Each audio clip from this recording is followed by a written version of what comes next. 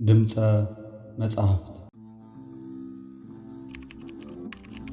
በስመ አብ ወወልድ ወመንፈስ ቅዱስ አሐዱ አምላክ አሜን።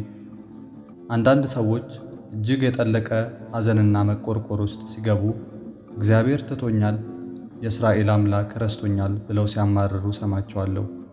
ዛሬ ነቢዩ እንዲህ ከሚሉ ሰዎች ጋር ክርክር አለው።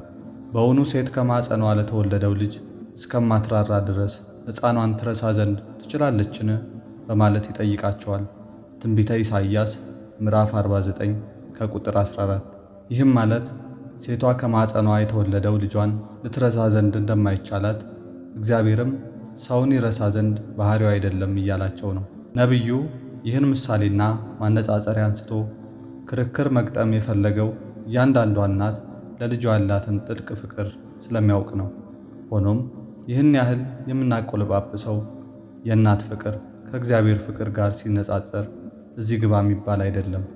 ለዚህም ነው አዎን እሷ ትረሳ ይሆናል፣ እኔ ግን አልረሳሽም ይላል እግዚአብሔር በማለት የሚቀጥለው። እንግዲህ የአምላካችን ፍቅር እንደምን የበዛ እንደሆነ ታስተውላላችሁን? እንግዲያውስ ነቢየ እግዚአብሔር ቅዱስ ዳዊት አባት ለልጆቹ እንዲያዝን እንዲራራ፣ እንደዚህም ሁሉ እግዚአብሔር ለሚፈሩት ለሚያመልኩት ይራራላቸዋል ብሎ እንደተናገረ እግዚአብሔር ረስቶኛል፣ የእስራኤል አምላክ ትቶኛል የሚል ማንም አይገኝ። መዝሙር 102 ቁጥር 13 ላይ ጆሮን የፈጠረ እርሱ ይሰማል፣ ዓይንን የፈጠረ እሱ ያያል፣ እግዚአብሔር በእጁ መዳፍ የቀረጻቸው ልጆቹን አይረሳም። ወስብሐት ለእግዚአብሔር።